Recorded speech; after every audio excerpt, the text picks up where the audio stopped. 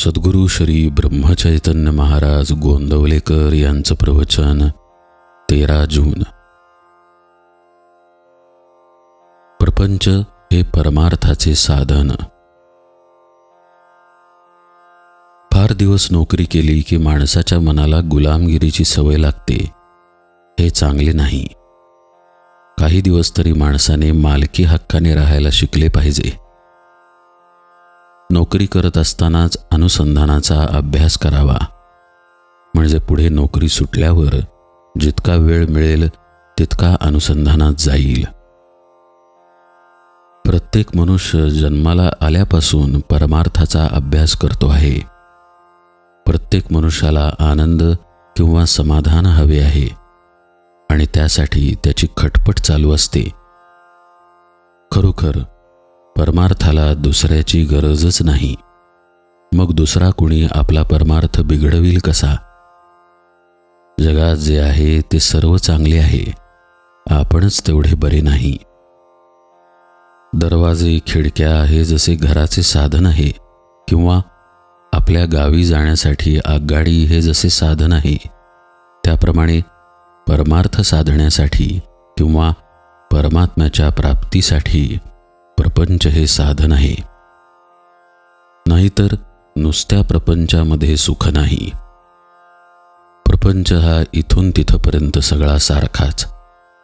गरिबाचा असो की अडाण्याचा असो, अधिकाऱ्याचा असो की कारकुनाचा असो, या देशातला असो की त्या देशातला असो, प्रपंचाचा धर्म जो उणेपणा, अपुरेपणा किंवा तात्पुरतेपणा, तो कधीही कुठेही बदलत नाही.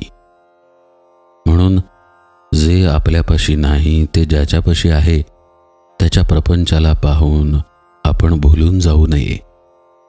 आहे त्यात समाधान ठेवावे. परमार्थात अधिकार कुणी कुणाला देऊन येत नसतो.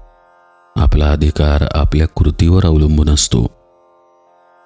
परमार्थाची जाणीव जेवढी दुःखात होते तेवढी सुखात असताना होत नाही. ते सुख शेवटी दुःखातच लोटते.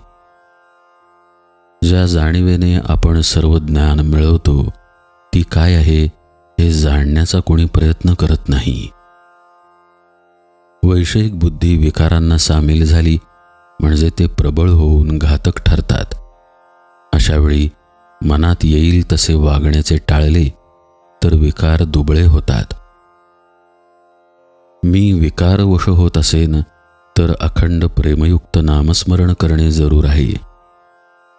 विकारांना वश न होता प्रारब्धाने आलेले विषय भोगावे म्हणजे त्यांचे काही चालणार नाही.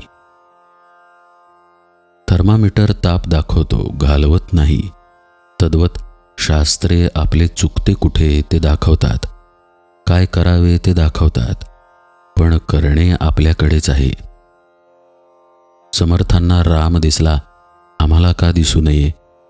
तर आम्ही समर्थांप्रमाणे श्रद्धा ठेवून उपासना सतत आणि आदराने करत नाही. म्हणून कसेही करा, पण मी रामाचा आहे ही भावना जागृत ठेवा.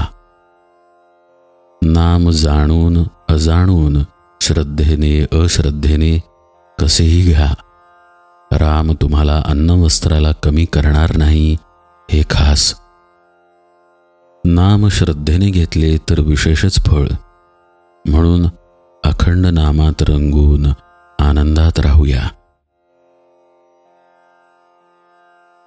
सुखाने प्रपंच करा, पण त्यामध्ये भगवंताचे अनुसंधान ठेवा. हेच माझे तुम्हाला सांगणे आहे. जानकी जीवन स्मरण जय जय राम.